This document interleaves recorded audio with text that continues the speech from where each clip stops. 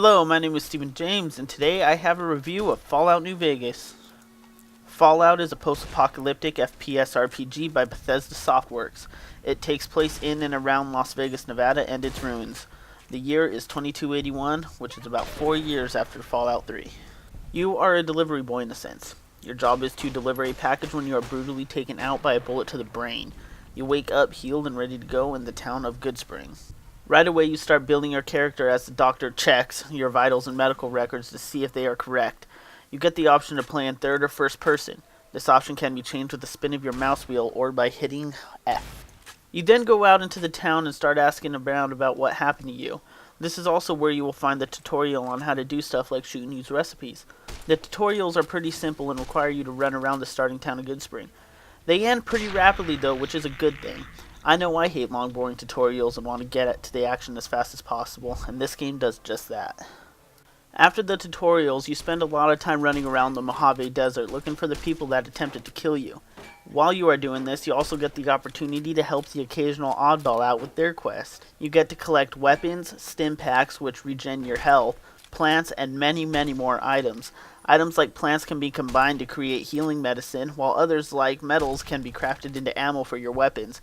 The recipe possibilities are only limited by your supplies. You can gather these supplies from a ton of places. One place to get some good weaponry is the enemies. There are all types of enemies, from giant praying mantises and mutant cockroaches, human things called centaurs, to bandits and mobsters.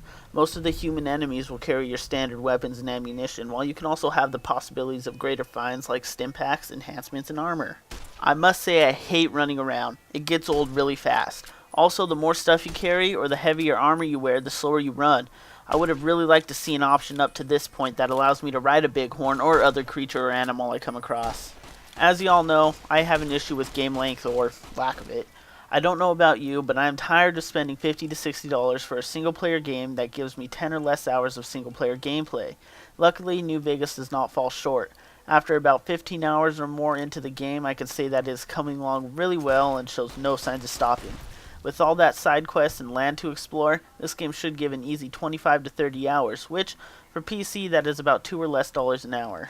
If the replayability shows in this game as much as it did in Fallout 3, which I have no doubt it will, the dollar per hour goes down even more substantially. Replayability is something most single-player games don't have. New Vegas gives you the option to change the path you follow in so many ways that you could start a new game and do it all differently. The gameplay is decent enough with the exception of some graphical bugs. I did have a couple moments where bullets would not register, but in the end it is not a problem as the times this happened are few and far between. All the weapons seem to shoot as described and the bullets seem to hit specific locations, rendering more or less damage depending. I'm really glad that some companies out there are trying to get realism into the game. When you shoot them in the leg, they start to limp. Shoot them in the arm, they cease to use that arm. It makes for good laughs when the creature takes off for you. I also have yet to run into any invisible walls or objects I can run straight through. Bullets also don't ignore objects or stop in midair for no reason. One huge improvement over the previous is the use of iron sights. This really improved the game for me as I love being able to aim down my sights when needed for long range shots or quick precise shots. The VAT system becomes less needed with this. You also have the option to turn crosshairs off, which can make the game a tad bit more difficult. If that is not enough for you though, there is also the hardcore mode, which makes an already difficult game even more difficult.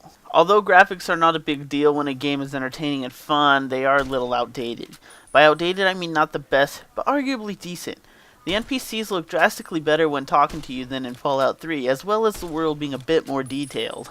I don't really know if it's my computer or the game itself, but at moments in high intense areas or highly detailed areas, there is stuttering and freezing. This is not a good thing at all.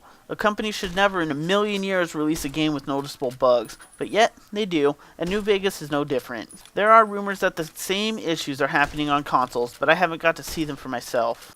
Many games have fallen short of what true single player is. I think that Fallout New Vegas does just the opposite. It provides a single-player experience that can be played for well over the standard amount of time. There are still quite a few bugs that make themselves present, and the graphics aren't new and revolutionary, but the world is vast, and even after 15 plus hours, I'm still having a ball. I give Fallout New Vegas a 9 out of 10. Definitely worth every penny, but it gets docked for being buggy on release and not having substantial graphic updates. I dislike that very much, but it is still a game I recommend picking up. Thanks for watching an intense review. If you enjoyed this video, please like and subscribe, as it does help us get more videos and articles out faster. Also, don't forget to check out IntenseGamingTV.com and join our community.